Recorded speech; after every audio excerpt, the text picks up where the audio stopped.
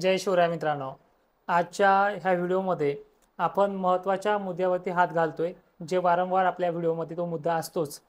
पण उघाडी संदर्भात, शेतकऱ्यांना फवारणी संदर्भात आणि हा जो काही अवकाळी आहे, कुठल्या भागांमध्ये अजूनही धास्तीचा जो काही पाऊस पडतोय, ढगफुटी असेल, मुसळधारपणा असेल किंवा काही मोजक्या भागांमध्ये आता थोडे 3 ते 4% भाग राहिले, अशा भागांना थोडा समाधानकारक म्हणजे वाहुणी पावसाची अपेक्षा आहे या भागांसाठी.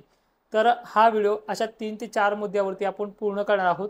व्हिडिओ शेवटपर्यंत पहा, कारण की कमेंट्स आपण व्हिडिओच्या जे माहिती दिलेली आहे त्या कमेंट्स घेत नाही, कारण की तो व्हिडिओ आपल्याला शेवटपर्यंत पाहावाच लागणार आहे. आणि विषय असा आहे, बऱ्याच जणांना थोडा पाऊस कमी वाटतोय पडून सुद्धा, तर अशा शेतकऱ्यांना विनंती आहे, हा पाऊस उघडून गेल्याच्या नंतर त्या कमेंट करायच्या की जे आम्हाला पाऊस चांगला झाला नाही ह्या टप्प्यातसुद्धा. कारण की महाराष्ट्रामध्ये बराचसा शेतकऱ्यांचं नुकसान झालंय. आज तर नांदेडच्या काही भागामध्ये हद्दच झाली, कुणाच तरी म्हशी वगैरे पूर्ण वाहून गेल्यात. 70 लाखाचं नुकसान त्या बिचाऱ्याचं होऊन गेलेलं आहे. आता वळतोय उद्याच्या फवारणी संदर्भात, नियोजनासंदर्भात, की कुठल्या भागाला चालेल किंवा कुठल्या भागाला होऊ शकते. खान्देश धुळेच्या काही मोजक्या भागांना उद्या दुपारनंतर थोडीफार फवारणी करता येईल, अन्यथा 2 दिवस ते 3 दिवस महाराष्ट्रामध्ये फवारणीसारखा काळ कुठेच नाहीये प्रत्येक जिल्ह्यामध्ये. पूर्व विदर्भातले शेतकरी, ऊन पडते दिवसा आणि रात्री दणक्यात पाऊस पडतोय, ही परिस्थिती अजूनही तुम्हाला 2-3 दिवस कायम आहे. सध्या आपण जर आजची 18 तारखेची जर लाईव्ह कंडिशन जर पाहिली, अकोल्यामध्ये नव्हे तर विदर्भामध्ये चंद्रपूर असेल, नागपूरच्या दक्षिणेकडे भागात असेल, हिंगणघाट परिसर असेल, वर्ध्यामध्ये असेल, आजही तो मुसळधार पाऊस मध्यरात्रीपर्यंत काही ठिकाणी आता सुद्धा चालू असेल. अमरावतीच्या अनेक उत्तरेकडील भागांमध्ये जे काही तालुके मोडतात, प्रत्येक तालुक्याचं नाव घेणं शक्य नाही, अशा भागात सुद्धा आजच्या 18 तारखेची मध्यरात्र ही ढगफुटी सारखी राहू शकते. अलर्ट आहे. अकोला, बुलढाणा, जालना, नांदेड, सरळ मराठवाड्यामध्ये थोडा काही तासाचा 2 तासाचा वेळ लागेल, काही ठिकाणमध्ये लागेल. पुन्हा संध्याकाळी पाऊस आहे. मराठवाड्यामध्ये उद्या काही ठिकाणी दमदार तर काही ठिकाणी मध्यम स्वरूपाचा पाऊस हा प्रत्येक जिल्ह्यामध्ये असेल. त्यामुळे फवारणीचं नियोजन तुम्हाला उद्या सुद्धा करता येणार नाही. तशीच कंडिशन जळगाव जिल्ह्याची खान्देशच्या अनेक भागांची राहणार आहे. छत्रपती संभाजीनगरचा समावेश आहे.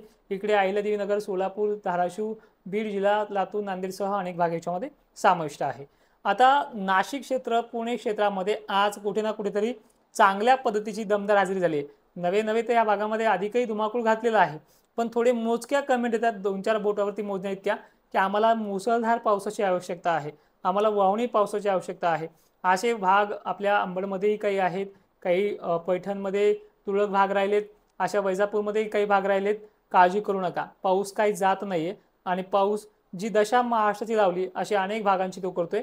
फक्त 3 ते 4% भागांची ती दशा करणार नाही, कारण तुम्ही भाग्यवान म्हणून आहात. परतीच्या पावसाबद्दल मी तुम्हाला बोललेलो आहे, तो विषय आता लांबत नाहीये. तर विषय असा आहे की उद्या सुद्धा महाराष्ट्राच्या अनेक भागांमध्ये पावसाळी सत्र चालू आहे. 19 जी तारीख असेल आणि 20 जी तारीख असेल, ह्या दोन्ही तारखा आज पुणे वगैरे भागांमध्ये, नाशिक क्षेत्रामध्ये दमदार हजेरी तर काही ठिकाणी चांगली हजेरी लागली आहे. सखोल भागांमध्ये वाहुणी पाऊस होणार आहे आणि हा टप्पा पूर्णपणे तसा पाऊस झाल्याशिवाय तुमच्या भागातूनही जाणार नाही. तुमच्या विहिरीचा पाण्याचा प्रश्न, पुढे रब्बी हंगामाचा जो काही प्रश्न आहे, धुळे असेल, नंदुरबार असेल, तुम्ही काळजी करू नका. नंदुरबारला उद्या मुसळधार ते अतिवृष्टीचा इशारा देखील आजच्या या व्हिडिओच्या माध्यमातून देतोय. उद्या 19 ऑगस्ट मध्यरात्रीपर्यंत कोणत्याही क्षणी हा पाऊस तुम्हाला होऊन जाईल. तुम्ही फक्त काय करा, पाऊस आपल्याला पडत नाही या भ्रमात राहू नका. पाऊस पडल्याच्या नंतर सुधारणार सुद्धा नाही, की अशी अवस्था शेतकऱ्यांची आतापर्यंत महाराष्ट्रामध्ये 60 ते 70% भागांची झाली आहे. तुम्ही काय, तुमचा परिसर काय, हा तर भाग पुढचे 15 दिवस तो उघडणार नाहीये. फक्त तुम्हाला संधी मिळाली धुळ्यामध्ये, नंदुरबारमध्ये, जळगावमध्ये, तर फक्त आणि फक्त 22-23 या तारखेलाच मिळेल. त्यानंतर तुम्हाला संधी मिळू शकत नाही.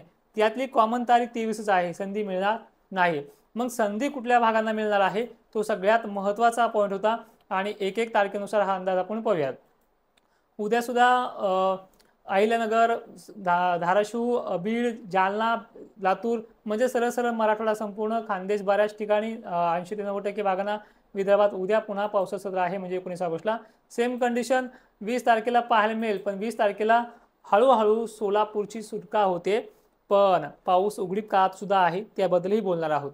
तर सोलापूर, धाराशिव, बीड जिल्हा, नांदेड पट्टा वगैरे भागांमध्ये पावसाचा जो थोडा ओसरतोय दुपारनंतर म्हणा, पण या भागामध्ये 20 ते 25% भागांना तो उघडल्यात जमा नाहीये.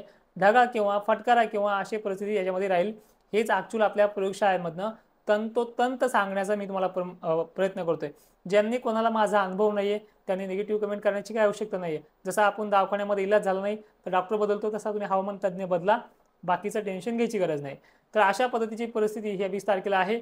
21 आणि ह्याच 20 तारखेला खानदेश आहे. मी खानदेशला काय सांगितलंय, छत्रपती संभाजीनगरपासून विदर्भाच्या उत्तरेकडील भागांना तुम्हाला सुट्टी 29 ते 30 ऑगस्टपर्यंत तरी नाहीये, त्यानंतर सुद्धा नाहीये. पण या काळामध्ये गाव बदलून तालुका बदलून उघाड मिळेल. पण जशी उघाड मराठवाड्यासाठी आणि पश्चिम महाराष्ट्रासाठी पाहायला मिळणार आहे किंवा पूर्व विदर्भ पूर्व मराठवाड्यासाठी पाहायला मिळणार आहे, तशी उघाड तुम्हाला अजिबात नाहीये. हा, निसर्गाचा काही बदल झाला तरी सुद्धा आपला जो काही शब्द असतो आणि जी काही मी माहिती दिलेली असते ही ठाम राहतो. चुकला तर डायरेक्ट चुकला म्हणेल, आला तर रिअलच म्हणेल, अशी परिस्थिती आपली सुद्धा आहे. 21 तारखेपासून मराठवाडा तेच मध्य महाराष्ट्र पश्चिम महाराष्ट्रासह अनेक भागांमधून पाऊस हा आपली जी काही टफ लाईन आहे ती उत्तरेकडील राज्यांमध्ये झारखंड असेल, बिहार असेल, MP असेल, गुजरात असेल, इकडे हा त्याचा प्रभाव मिळवतो आहे. जो कमी दाबाचा पट्टा आहे तो उत्तरेकडे सरकतो आहे. त्यामुळे 21 तारखेपासून राज्यातला पाऊस थोडा ओसरेल. पण हे होत नाही की तरी लगेच जे काही 2-3 दिवसाच्या विश्रांतीनंतर या काळातही स्थानिक वातावरणाचा पाऊस पडण्याची भीती मराठवाड्याला आहे, पूर्व विदर्भाला आहे, वगैरे वगैरे भागांमध्ये आहे.